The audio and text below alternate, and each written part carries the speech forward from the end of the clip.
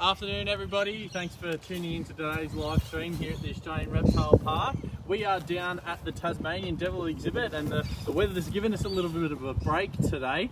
The rain's holding off and we're actually doing a carcass feed for these Tasmanian Devils, and we'll pan over now and have a look and see. We've got more of a butcher bird show rather than a Tasmanian Devil show.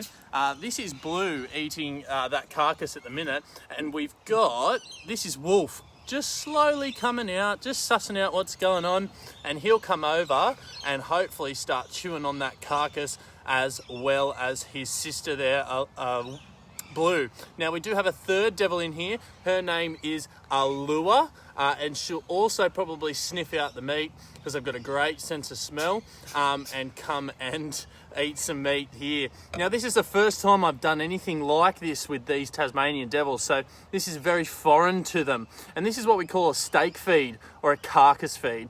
Now being carnivores, in the wild, these devils are scavengers, so they're coming across carcasses in the wild or dead things. They don't actually hunt down their prey, and what will actually happen, you'll get about, anywhere between 5 to 10 devils at the one food item, and what they'll do is they'll play like a tug-of-war with that big piece of food, and they'll tug at it and rip off a chunk, and then they'll go and eat it by themselves. So what I'm doing here is kind of trying to replicate what they would be doing in the wild, but being captive devils, they're not really putting on a good show for you at the minute. You're more getting butcher birds than devils.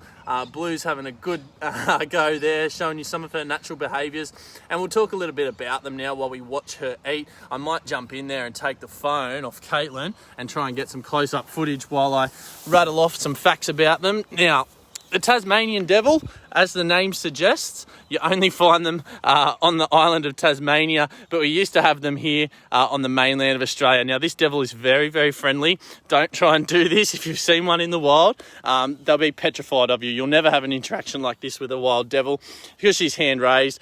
She's not hurting me or anything like that, but the danger is very real. They do have a very, very strong closing jaw pressure, and as soon as I knew this was going to happen, as soon as I jumped in here, I knew she'd be way more interested than me than that piece of food there. So what we might do, we might just give the phone back to Haley or Caitlin and get them to film me while I talk about Blue here.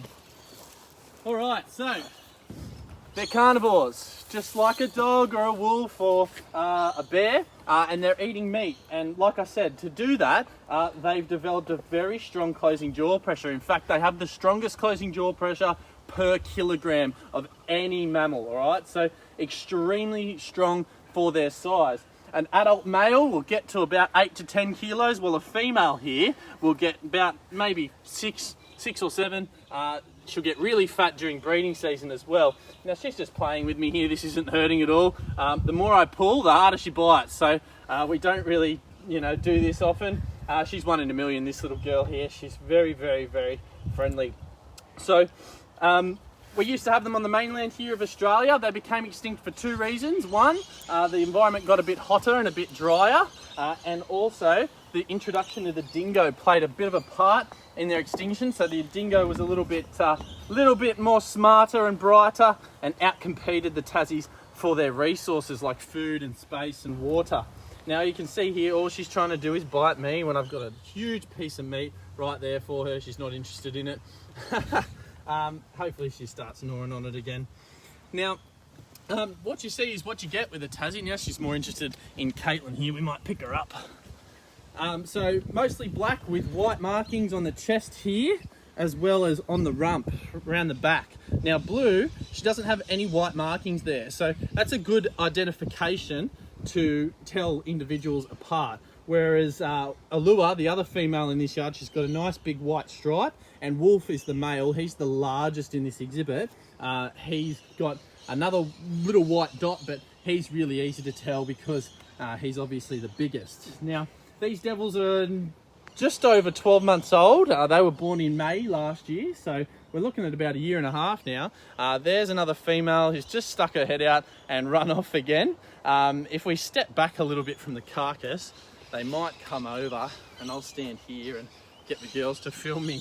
So in the wild, they're eating whatever they can get their hands on. So we feed them a variety of foods here at the Reptile Park, like beef, kangaroo, fish, any mammal, chicken they love. In the wild, they're going to eat whatever they can get their hands on. The more rotten it is, the more likely they are to smell it out, and they'll really lap it up. So you can see that's a lure there. They're quite cautious at first, but they should get used to our presence here in the exhibit once they realise that all the birds are taking their dinner for the night. Now, sorry, I'm just getting her off my shirt here. I go through heaps of pairs of socks as well here at the park because, as you can see, she just loves chewing on the clothes. So, all right, that's yours. You can have it. I'll just get another shirt. So, yeah, they've got a couple of threats in the wild too. The main one obviously being that devil facial tumour disease, which gives them these ugly cancers on their face, nose, throat and mouth. And it's only one of 3 known transmissible cancers. So that means it's transmitted from one individual to another, and it's transmitted via infected tissue. So that's when one devil who's infected bites another, or vice versa. And the transmission rate is very high. If you're bitten by an infected devil and you are clean, if you're a devil, you are going to get that disease, and it will end in death for you because we don't have a vaccine or a treatment or anything like that. And even if we did, it'd be very hard to distribute that to a wild population of animals, let alone Tasmanian devils. She's getting a bit scared of the butcher bird. You'd think that she'd be used to them by now. Here you go, Blueboo. Go down. Now, what the disease actually does to them, it gives them these big tumours on their face so they can't eat or drink, and they die of dehydration and starvation. So it's a very ugly way to go. It's been around since 1996, which was the first official reported case of that disease. And since then, we've lost over 80% of Tasmanian devils in the wild, and obviously that's because we don't have any sort of treatments for it or cures or vaccines. Now the answer to this and the way forward for the conservation of this species is to build up or develop what we call an insurance population. I don't know if you can hear Wolf over there. He's growling at me and telling me to get out of his exhibit. And I won't be too much longer, mate. So that's a very good demonstration of one type of vocalization that Tasmanian devils make. They do make a couple of other ones. They do like a chuff, and they all mean different things. And one means go away, get out of here. The other might mean I'm being curious, I'm being inquisitive. So there's actually a study done, and they have like over 10 or 15 different types of vocalizations that they use to communicate with one another and with us. So back to the disease and the conservation, we develop what we call an insurance population, which is a population of disease-free Tasmanian devils that we can release back into the wild should they become extinct. And we're very good at breeding Tassies, and we used to do it quite well here at the Reptile Park. But the key to breeding them is space. So we needed to expand and find a place where we could house not, 15 or 20 devils, but we're talking hundreds. So we looked about 2.5-3 hours north to the Barrington Tops, and we opened a facility that's called, it was called Devil Ark, now we're called Aussie Ark. And essentially the aim there was to breed up an insurance population, like I mentioned earlier. And we have done so, but since then, we've actually started doing conservation work with not just Tasmanian devils, but with a wide variety of endangered native Australian species. We have the worst mammal extinction rate in the world of any continent, and that's because, largely due to introduced predators like the fox and the cat, introduced herbivores like goats and cattle and donkeys, and lots of different threats to our native wildlife. So we're doing lots of conservation work up there, and we've renamed it from Devil Ark to Aussie Ark, and we're doing lots and lots of great work. We just opened up a 400 hectare sanctuary, and we've since trapped a couple of female devils in that exhibit, and they all had joeys, so very exciting stuff. And some of the other species we're doing conservation work with include eastern koala, which is a very closely related relative of the Tasmanian devil, and she's getting into Caitlin's boots there. And also Palmer wallabies, rufous bedongs, and lots of other little mammals that you've probably never heard of. Now, I think I've talked for a while. We've got Wolfie, or no, sorry, that's Allure. She's finally come out and she's gonna eat the carcass. So why don't we have a couple of questions about them and hopefully they can keep eating. Well, we might just leave it short today because the rain's about to start. So just a couple of quick questions. Yeah. Do they live in groups in the wild? No, they're relatively solitary. However, they will have lots of contact, particularly during breeding and also when they are feeding like this. So, but generally, one devil usually has about 13 kilometres squared of a home range to itself, and outside of that, they don't really do much sort of socialising or anything like that outside of mating and feeding.